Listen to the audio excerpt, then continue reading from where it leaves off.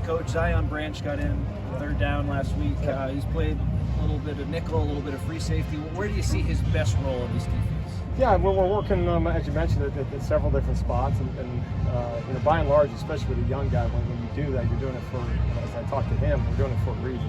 An older guy, you might be trying to save a career and trying to roll for him because he's running out of time. But a young guy, you're trying to find ways to get him to the field. So to the point, that is by design. I mean, he's a guy that, right now, the best way to describe it, when everything's stagnant, they agree to be where they line up.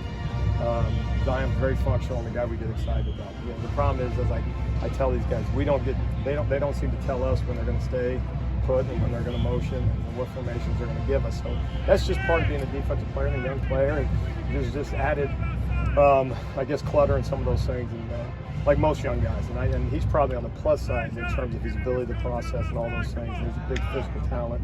It was really fun to see him. That body on the field the other night. So we're just going to continue to press him, and I got to do a good job coaching him and get him ready. But very excited about that. Yeah. What did Trojans show you, and did he earn maybe some more opportunities moving forward? Yeah, I mean, I really highlight the linebackers last week. I mean, it's been a position we've talked about, just the kind of the injury bug or whatnot, and in those moments you're just praying guys, step up and pray in a very personal sense. You are praying, but I mean, you're also rooting for them, and you're so badly. And I know we've had this conversation. Is the most disappointing thing as a coach is when a guy gets an opportunity, and then they kind of miss on it.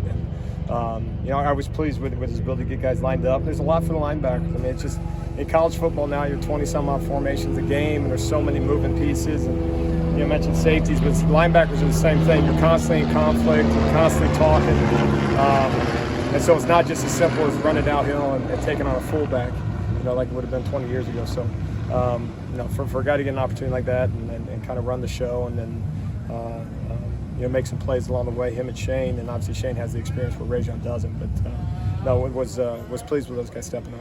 How would you describe this year's Stanford offense compared to what we usually know with the Stanford offense? Yeah, I mean, it certainly is different. I mean, you're so used to the tight end component, and included in that probably be a fullback, and you're thinking about all the personnel groupings that you may have to create in order to defend some of the things that they've done historically with the McCaffreys of the world and Loves of the world and everything else over a long time defending those guys. So certainly different that way, but when you're watching it, still the use of the tight ends and still used to with the quarterback run game and stuff. I mean, they find a way to really stretch you in different ways. So no, it's certainly a different visual when you're watching that on game film. But and not to judge positive or negative, but Coach Taylor does a tremendous job. I mean, you talk about a guy that knows exactly what he's doing, and from all packaging and also very similar to what Coach Shaw was. I mean, they have a very good idea of all the ways they're going to attack you. So we know it would be a big challenge. What did you see from Ashton Daniels' first game film? Yeah, I mean, when you're watching it, you see, obviously using them in the run game a little bit, which is now it's 11-on-11 football, and that's something that, especially in some of the scenarios where you're saying it's not really the zone read component, it's literally like a sweep type of deal, and it's as we tell the guys, it creates scrums. It's not real clean. It's not a pretty picture. But if a quarterback's willing to get in the fray and kind of do some things that way, there better be a linebacker and a defensive back that's ready to mix it up a little bit too. But no, that's the ultimate conflict that we talk about is making sure at any moment he obviously can throw the football, but you got 11 guys in the fit, so including corners and everything else. And so no, I thought that was impressive on film. Took what the defense gave him from that standpoint and was efficient and certainly willing to take shots as well. So.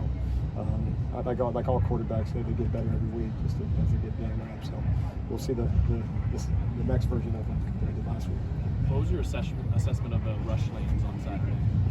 Yeah, I think generally speaking, pretty good. I mean, I think the quarterback gets a vote in some of those instances. So if you get him on the ground, if you got him on the ground 5 times, you say it was a good job. And so and in fairness, I think certainly that it was. And that's something that's a constant. That's never going to go away. I mean, we watch any college football game over the past weekend, and it'll be the same thing in the NFL. The biggest difference between good offenses and great offenses is for a quarterback to extend plays. And then obviously we see our version on on Saturdays when we're rooting for our offense, right? But no, I thought it was better. And you know, the key for these guys is not just don't just be disruptive. You got to be productive, and it's not extra credit to get the quarterback on the ground. And I think for everybody though, defensively, between week 1 and as you go through the season, it becomes more commonplace to tackle that guy for 8 months. You can say don't touch him. So anyway, it's a constant work in progress, and another challenge this week.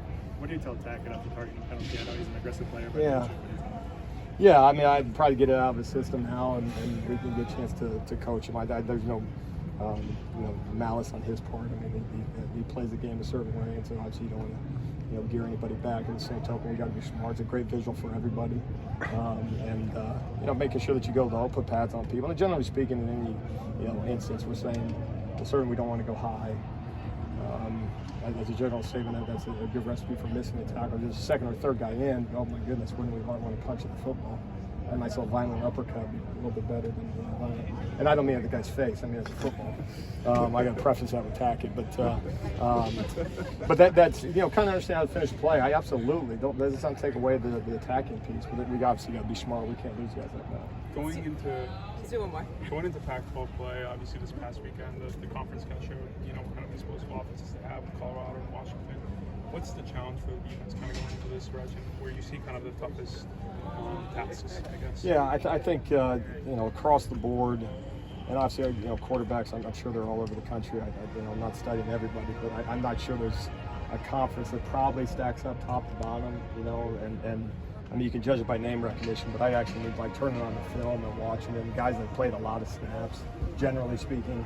I don't know, we referenced one that's still a young prospect, but with maybe a guy maybe lacks in experience, he has the athleticism to kind of fix some things with his feet and everything else. So no, the days of they don't have one, it's not coming. So I think a lot of that speaks to.